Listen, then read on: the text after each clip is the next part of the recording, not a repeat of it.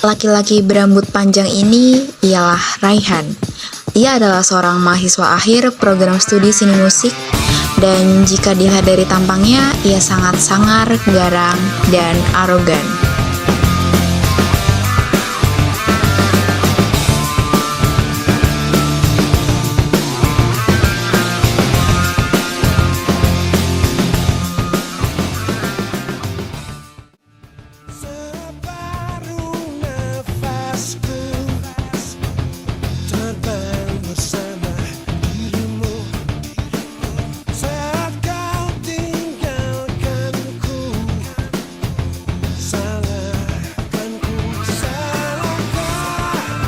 Ia menempuh pendidikan tinggi di kota metropolitan, tepatnya di UGM atau Universitas Gunadarma Margonda.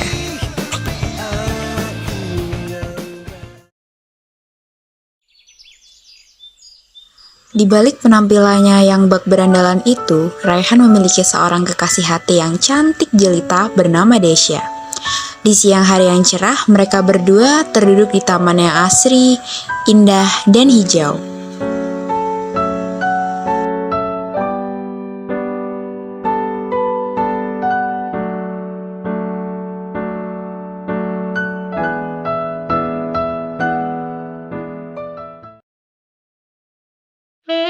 Lihatlah betapa manisnya Raihan kepada kekasih hatinya.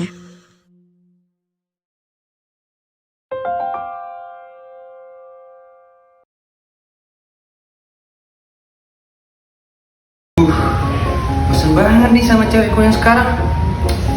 Kayaknya download Bumble deh ya, nyari cewek ya.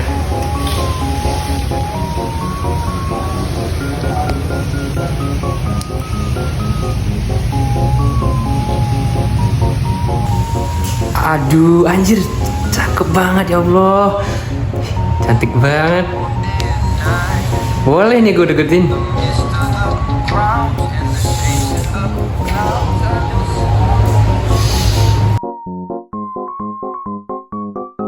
Ini dia, Sylvie, perempuan pencari jodoh di aplikasi dating apps. Setelah beberapa waktu, ia pun match dengan seseorang pemuda tampan. Setelah berkenalan di dating apps, mereka memutuskan untuk bertemu di sebuah kafe. Betul, ia adalah Raihan yang sudah memiliki kekasih tadi. Halo. Ya, duduk ya. Udah lama di sini. Tadi sama siapa emang? Aku gojekan sih tadi. Kamu udah makan dulu? Gimana kalau kita makan dulu? Makan? Ya. Boleh? Yuk. Bentar dulu deh. Kenapa? Dompet aku ketinggalan nggak? Kalau kita kontrakan dulu mau nggak? Ambil dompet? Ya. Yuk.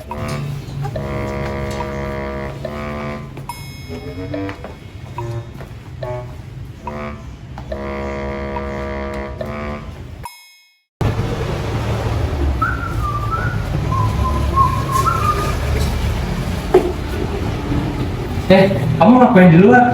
Ayo masuk dulu. Bang, boleh masuk? Boleh, ayo.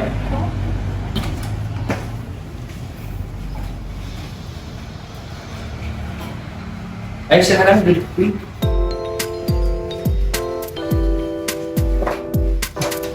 Mana ya?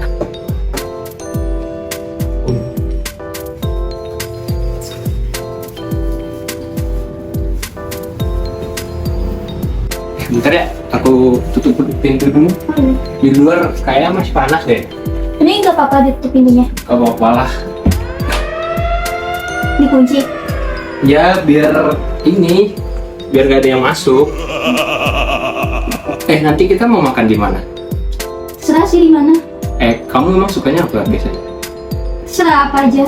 Gini dong, suka ayam gitu apa? Ini tasmu ditaruh dulu aja dari. Kamu ngapain sih? Gak ditaruh aja daripada ntar kamu kan pegel ntar. Kamu kalau capek tidur aja nggak apa-apa. Enggak sih, nggak apa-apa, duduk aja. Aku tiduran dulu aja, ntar kita masih lama kok ini. Kayaknya masih panas deh. Tiduran dulu aja. Nggak apa-apa, duduk aja. Apa nih? tiduran dulu biar nggak pegel. Ntar kan kita di jalanan panas-panas terus pegel. Nggak usah. Tiduran dulu aja nggak Enggak, apa-apa. kamu ngapain? Ya, ayo. Enggak mau, kamu ngapain? Ayo. Kamu ngapain? Ayo. Nggak mau. Ayo. Nggak mau. Jangan. Jangan. Ayo. Jangan.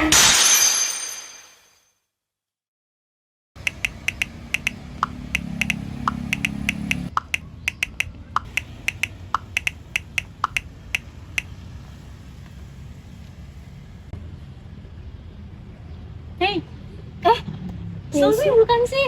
Kita udah lama gak ketemu. Iya. Tapi kamu kenapa? Kamu murung gitu sih? Kamu kenapa? Kok murung gitu? Ya papa, aku cuma lagi ada masalah aja. Masalah apa? Cowok. Cowok. Kenapa cowok? Jadi tuh kemarin itu aku main dating apps gitu. Terus ya udah ketemu sama cowok kan. Ternyata cowoknya tuh ini cek. Kelihatannya kayak baik gitu, tapi kemarin itu aku diajakin ke kontrakannya gitu. Terus aku hampir dilecehin. Serius? Kok bisa? Aku takut banget. Terus kamu udah ngelaporin orang tua kamu? Kok bisa? Tahu deh, aku takut banget. Terus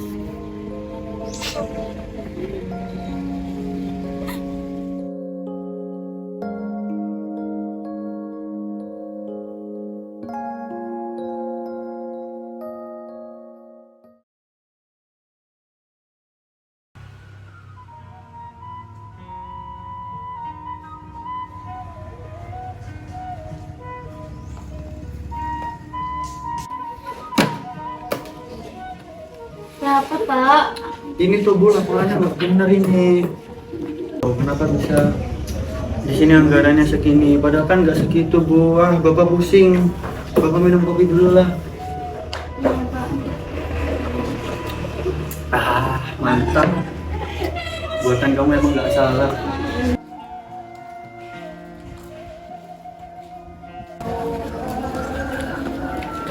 Sih Pak, Bu. Ya, Kak Desya, tumben di sini. Ya Pak, Bu. Dari mana? Habis dari luar. lo. Kamu kenapa? Lalu kamu kenapa? Apa, Bu? Kenapa ikut tanganmu?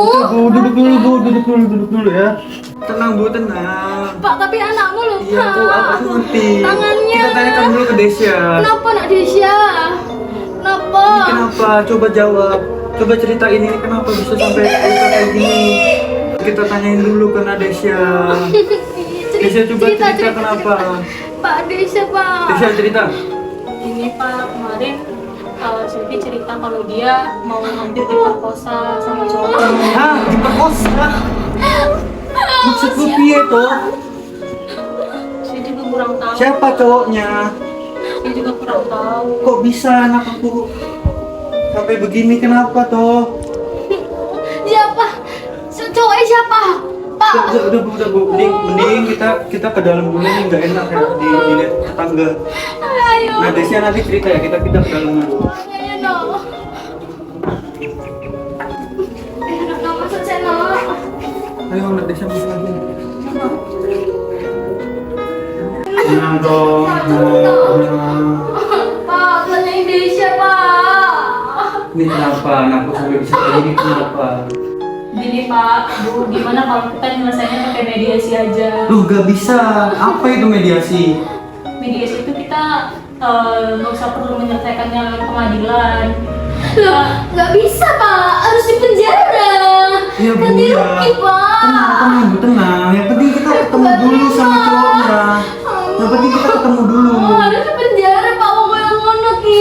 Sabar Bu, tenang. Terus kalau misalkan kita mediasi kayak gitu, nanti siapa yang nanganin? Kita panggil mediator aja Pak. Mediator ya? Bu, yang tenang dulu Bu. Nih anak kita, yang penting sekarang udah di rumah. Iya, Nanti Pak. kita ketemu dulu sama cowoknya. Ini kan Iya, Pak. Nadesya mau Iya, bantu. Pak. Oke? Ya? Iya. Oke, Nadesya bantu ya. Ini loh, Bu. Anak saya tuh mau diperkosa.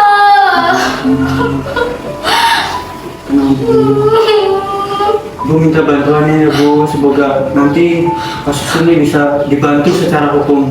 Oh iya ya, nanti kita usahakan bersama ya. Setelah ini mungkin kita bisa menghadirkan dari pihak yang terduga pelaku yang udah mau memperkosa anaknya Bapak. Mungkin siapa yang bisa menghadirkan Mbak, atau dari Mbak sendiri? Silvi aja, soalnya saya juga kurang tahu laki-lakinya siapa, Bu. Mungkin bisa dihubungi dulu Mbak. Lo bisa hubungi dulu lo. Nah, Silvi bisa nelfon si cowoknya Telepon itu saya nak, telepon. supaya dia datang ke sini, nak.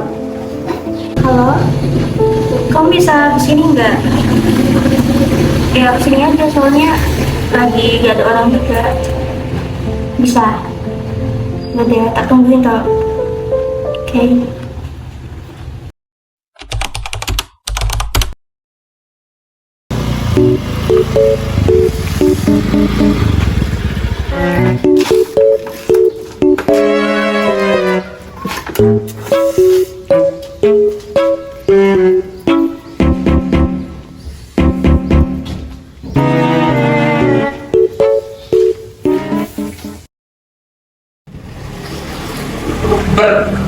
Lah, kok rame?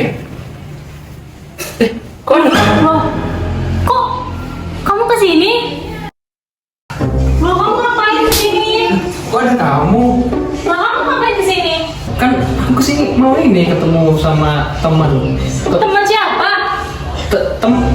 Temanku itu. Oh, ternyata kamu pelakunya. Enggak, aku mah tenang Apa dulu. enggak orang kamu? Kamu kesini? Kamu tenang dulu. Kamu kenapa sih? Aku nggak ngelakuin apa-apa. Aku kemarin cuma minta tolong aja. Ya. Ini gimana? Sudah, ayo duduk dulu, kita bicarakan dulu ya. Apaan ini? Kamu memang ya kamu tuh Bentar, tunggu. duduk. Lah, ini kok rame tadi katanya sepi. Alah, jangan kebanyakan alasan kamu. Jadi kamu ngelakunya. Itu kan Bisa jelasin, Pak. Oke, bejat.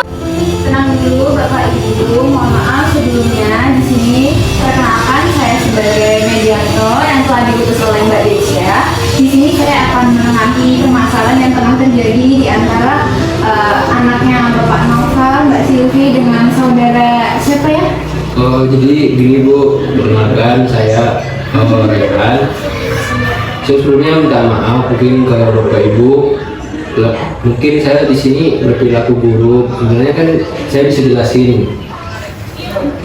Iya baik, kita akan perkenalan dulu dari keluarganya Mbak Silvi. Mungkin kalau Mbak Silvi dulu bisa berbicara gitu.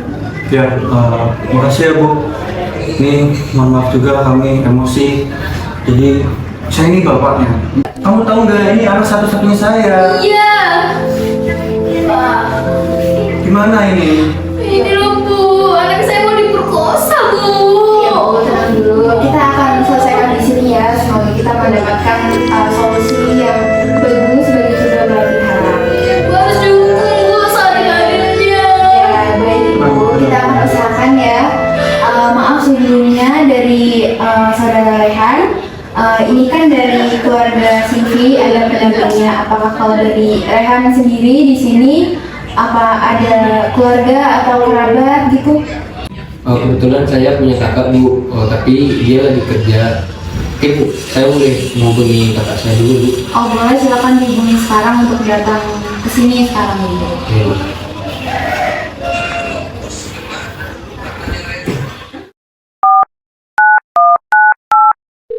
Halo Kak, kamu lagi di mana? Kamu bisa kesini sekarang nggak? Ini aku lagi ada masalah ini, tolong bantuin aku dong. Nanti aku kasih tahu alamatnya ya. Ya Kak, tolong banget ini. Aku lagi ada masalah soalnya. Ya Kak.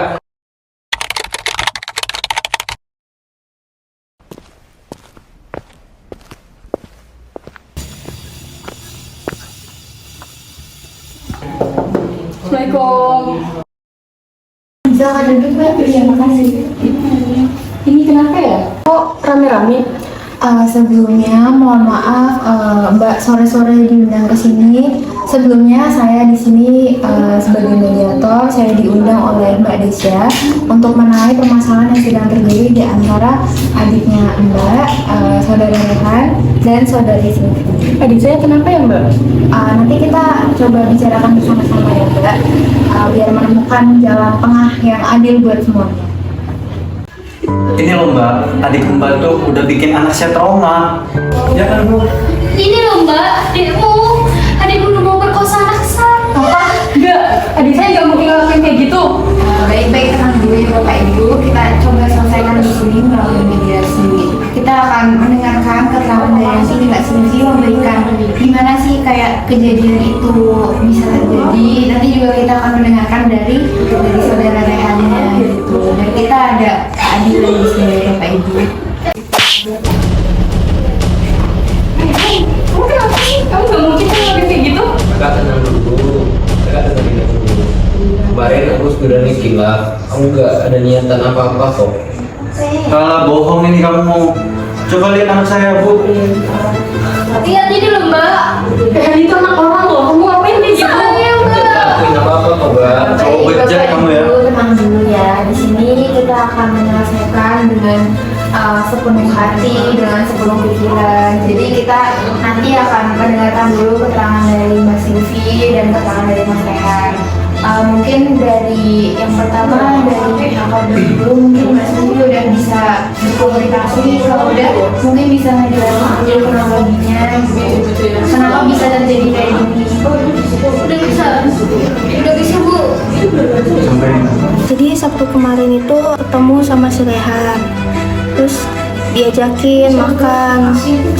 Katanya itu dompetnya itu ketinggalan kan di kontrakan, jadi minta ditemenin ambil dompetnya. Ya udah aku ikutin dia kan. Ya udah disuruh duduk di kasur, katanya nggak apa-apa. Tiba-tiba si Rehan ini megang badanku, aku kaget. Tiba-tiba dia maksain aku gitu. orang dia mau kok. Gak mungkin. Gak mungkin, anak saya tuh gak mungkin. Mungkin, Bu. Gak bisa, gak mungkin. Adik saya juga nggak mungkin ngelakuin kayak gitu. Inilah ada buktinya. Ibu, saudara-saudara, nanti kan Mbak Sylvie udah menceritakan gimana kronologinya menurut dari sudut pandangnya Mbak Sylvie sebagai korban. Nah sekarang silahkan saudara Rehan sebagai terduga pelaku ini masih terduga ya, kan kita masih menggali dulu. Silahkan Mas Rehan untuk menjelaskan kronologinya menurut Anda. Jadi gini Bu, Pak, kemarin benar anak itu, Bapak saya ajak ketemuan. Cuma setelah itu dompet saya ketinggalan, jadi saya ngajak dia ke kosan saya. Itu pun cuma ngambil dompet dulu aku, Pak. Demi Allah saya nggak ngapa-ngapain. Bohong kamu, bohong. Anak saya gak bakalan. Gak bakalan bohong. Ada loh. Anak saya ini jujur. Mbak, gimana ini? Buktinya Pak, Bu, benar kemarin saya ketemu sama anak Bapak, anak Ibu. Cuman saya bawa anak Ibu sama Bapak itu cuma sampai depan pintu kos kok, Bu, Pak. Itu pun saya nggak ngelakuin itu. Tanya aja karena Bapak. Bohong kamu. Saya nggak ngelakuin, Pak. Anak saya itu jujur, ya Bu. iya, lihat aja ini ada buktinya. Orang itu bekas jatuh paling Ibu. Gak Pak, mungkin itu bekas rekaman. Kamu jangan ngarang kamu. Ini gimana sih adikmu, Mbak? saya nggak ngelakuin itu, Pak.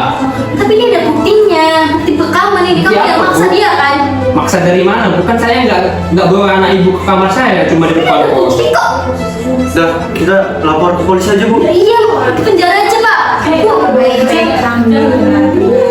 Dan sampai ke ranah penjara. tapi saya Nggak nggak bisa. terima. Ini harus sampai ke ranah hukum. Ini harus di penjara. Perempuan saya satu-satunya loh. Jangan Pak Bu, adik saya harapan terakhir keluarga kami. Tapi Saya nggak peduli. adik kamu tuh udah melakukan hal yang kayak gini, Mbak. Kak, aku nggak ngelakuin loh, Kak. Kamu bohong, kamu jangan bohong.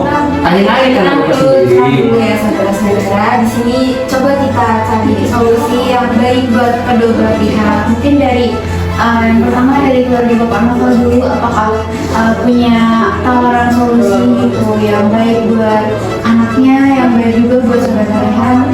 Enggak, pokoknya kasus kayak gini nggak bisa dibiarin. Ini harus dipenjara ya, Bu. Iya, saya juga nggak terima, Pak.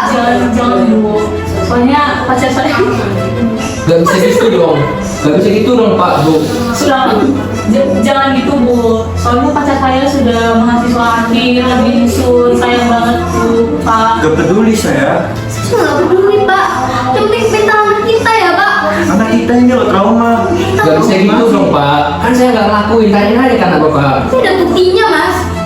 Itu bukan saya yang ngelakuin Bu. Karena ada buktinya kok maksa aku loh. Udah mau begini, Kamu aja. Jujur aja minta maaf sekarang. Udah ada buktinya. Udah ada buktinya. Udah jujur aja Bapak. Iya. Mending minta maaf. Jadi gini Pak, Bu, benar kemarin saya yang ngelakuin semua. Saya ngelakuin itu kesalahan saya, tapi saya bisa jelasin. Saya sebenarnya gila kemarin saya dalam keadaan emosi yang tidak stabil. Saya ada masalah sama keluarga, sama pacar saya. Jadi saya kemarin melampiaskannya ke anak ibu. Tapi saya nggak ada niatan buat melukai anak ibu sampai setrauma ini Bu, Pak. Gak bisa kayak gitu. Ini seorang anak kalau mentalnya udah trauma, udah kita pokoknya laporin ke ranah hukum aja Bu. Iya Pak. Harusnya di penjara aja. Ini ada penjarain aja gini. Sebentar ya Bapak Ibu, coba kita mencari solusinya yang baik buat kedua belah pihak. Mungkin dari keluarga korban, apakah ada solusi yang ingin ditawarkan gitu? Gak ada ya, saya nggak peduli. Saya nggak peduli, pokoknya anak saya udah kena trauma. Ini tetap saya lanjutin, saya akan lapor ke polisi ya Bu. Iya Pak, setuju Pak. Gimana kalau saya ngasih anak ibu uang 10 juta? Enak aja 10 juta. Ini anak kita Pak, ini Masa anak kita dijual? Kita. Gak bisa kayak gitu dong. Kalau 30 juta gimana? Yang penting kan biasanya jangan dilaporin ke penjara. Gak bisa. Mau 30 juta, 50 juta, kita nggak sudi. Terima Pak, Ibu juga Kita pokoknya mau laporin tetap ke polisi aja. penjarain aja Pak. Enggak, apa mungkin gini Pak Bu, gimana kalau misalnya si pacar saya dirawat aja, cuma si tinggal rehabilitasi. Soalnya kalau di penjara sayang banget, pacar saya sudah mahasiswa akhir, udah di skripsi Pak Bu, kasihan. Terus anak saya gimana? Iya, saya udah trauma loh Mbak. Gimana cara nyembunyiinnya? Kalau untuk traumanya si Pi, mungkin nanti kita bawa ke psikiater aja Bu, Pak, gimana? Ya, uang dari mana itu? Nanti uangnya dari pihaknya pacar saya tadi nyampe kok 15 atau 20 juta gimana? Tapi ini janji kali sampai mentalnya sembuh. Diusahakan dulu Pak. Nanti kita bikin perjanjian supaya semuanya selesai. Awas kamu, kalau misalkan lari dari masalah ini, kita bakal lapor ke polisi ya Bu. Iya Pak. Tunggu aja Pak, penanganan hukum ya. Betul. Maaf Ibu, Bapak, saya akan bertanggung jawab kepada anak ibu Bapak sampai anak ibu Bapak rasa traumanya hilang. Apapun yang Bapak minta akan saya lakukan. Baik, apakah dari keluarga Bapak menyanggupi atau menyetujui ini? Oke, gini aja deh. Karena ini semua sudah terjadi, saya berharap kamu jangan lakuin ini ke orang lain lagi. Cukup anak saya jadi korbannya. Tapi janji kamu, kalau sampai diingkari, saya akan tetap laporin kamu ke polisi. Ya Bu. Iya Pak. Oke baik, karena di sini saya mungkin akan menegaskan bahwa saya tidak ikut campur dalam pemilihan solusi. Jadi solusi yang telah difinalkan di sini adalah solusi yang mungkin sudah terbaik bagi keluarga Bapak dan keluarga saudara gitu. Nah untuk menegaskan tadi keputusannya, sepakatannya kita akan menandatangani surat perjanjian ini sebagai bukti bahwa saudara akan berkomitmen untuk menjalankan tanggung jawabnya. Begitu, silakan dari keluarga Bapak.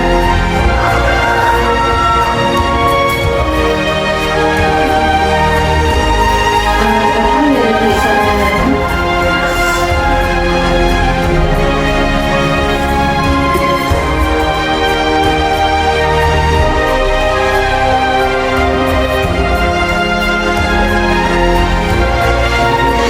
Oke,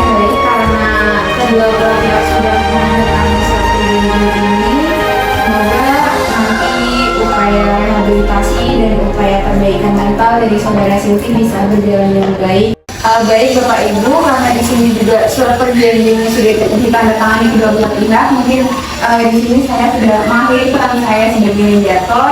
Silakan bagi Setelah melalui proses mediasi, kedua belah pihak setuju untuk menetapkan jalan keluar dalam permasalahan percobaan pemerkosaan ini, yakni yang pertama adalah ganti rugi berupa uang untuk kepentingan pengobatan mental korban, yang kedua perjanjian untuk tidak mengulangi lagi perbuatan serupa, yang terakhir adalah pelaku berpindah domisili.